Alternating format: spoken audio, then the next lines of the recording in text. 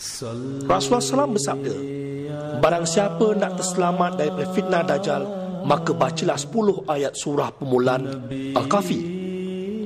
Dalam ayat 4 surah tersebut ada menyebut mengenai kabar takut kepada orang-orang yang mengatakan Allah itu mempunyai anak.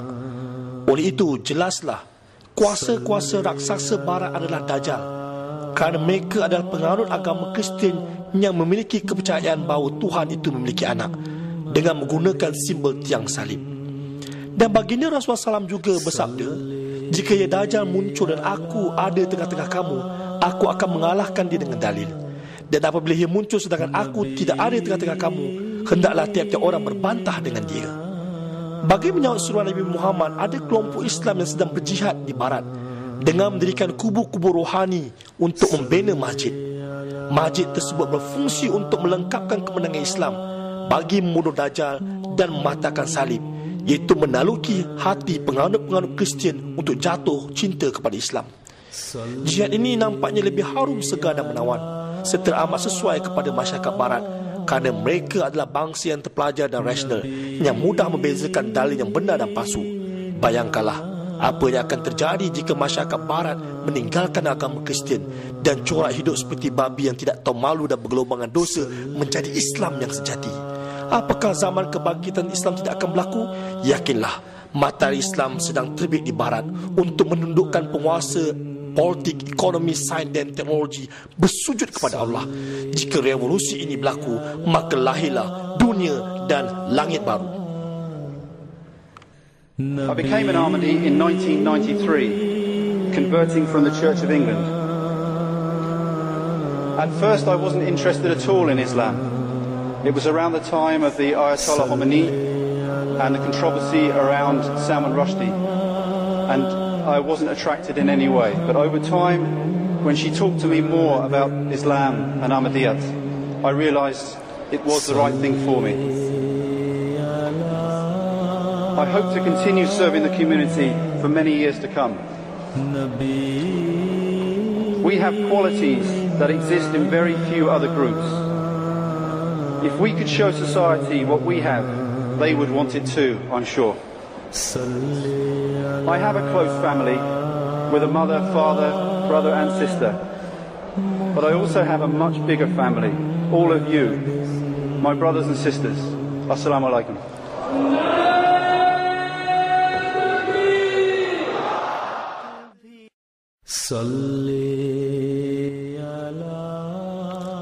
Usaha-usaha dakwah Islam di barat memiliki cabaran yang besar, kerana masyarakat barat sudah termakan fitnah para mubalighnya yang memomokkan Islam sebagai agama keganasan dan penindasan. Lebih malang lagi, ada segelintir para ulama dan umat Islam yang telah membenarkan fitnah-fitnah tersebut, kerana mereka melakukan pembunuhan dan kekerasan pada orang yang tidak berdosa dengan mengatasnamakan jihad. Keadaan ini menyebabkan usaha Jemaah Ahmadiyah membina masjid di bekas negara komunis di Jerman Timur mendapat tentangan, kerana mereka menyangka Jemaah Ahmadiyah adalah sama seperti organisasi Islam yang radikal. Mujurlah kerajaan dan pihak polis mengetahui pergerakan Jemaah Ahmadiyah di seluruh dunia yang merupakan sebuah organisasi Islam yang cintakan kedamaian. Mereka telah memberikan perlindungan kepada Jemaah Ahmadiyah untuk tetap mendirikan masjid walaupun terdapat penentangan yang kuat. Lebih menakjubkan lagi, pihak Jemaah Ahmadiyah tidak membalas aksi kekerasan yang digunakan oleh golongan penentang, dan hal ini telah menarik pihak lain untuk membela Jemaah Ahmadiyah di Jerman.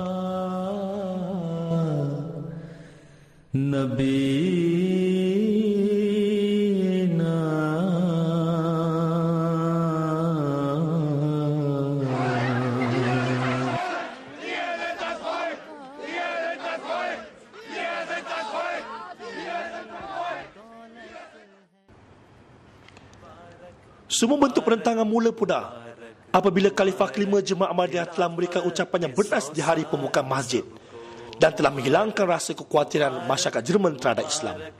This mosque we have built has not been made for any jihadi organization or any terrorist activity, but it has been built simply for the worship of Allah. From this mosque of ours, there will be no other call apart from love for humanity, affection, reconciliation, justice and peace. And you will observe and realize that what I have said were not mere words but were indeed acted upon. And time will, God willing, prove it to be so. Akhirnya, masjid tersebut dapat dibuka dan mendapat liputan luas di media Jerman yang sedikit sebanyak membantu proses dakwah Islam di Jerman. Die Frauen bekommen den repräsentativen Raum unter der offenen Kuppel, im Gespräch den Mund zu bedecken. Muss man eine Moschee bauen, das ist das Symbol für die Einheit und der Platz, wo man zusammenkommen kann. Ob man dort mit Schuhen reinkommen kann, das ist ganz einfach gelöst. Normalerweise darf man eine Moschee ja nicht mit Schuhen betreten, aber der Boden ist mit einer dicken Plastikfolie ausgelegt. Pendekatan dakwah Jemaah Ahmadiyah telah menarik simpati dan rasa hormat penganut agama lain terhadap Islam. Mereka mula mengenali ajaran Islam versi Nabi Muhammad SAW dan bukan lagi versi para ulama Islam yang disabdakan oleh baginda SAW sebagai sehina-hina makhluk di bawah kolong langit.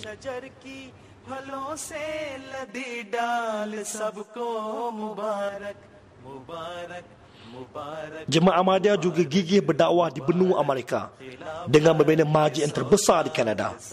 Sewaktu lawatan Imam Jemaah Ahmadiyah ke Kanada, beliau diberikan sambutan sebagai tetamu khas negara oleh kerajaan Kanada. Ramai ahli politik telah menyambut Khalifah kelima Jemaah Ahmadiyah ini.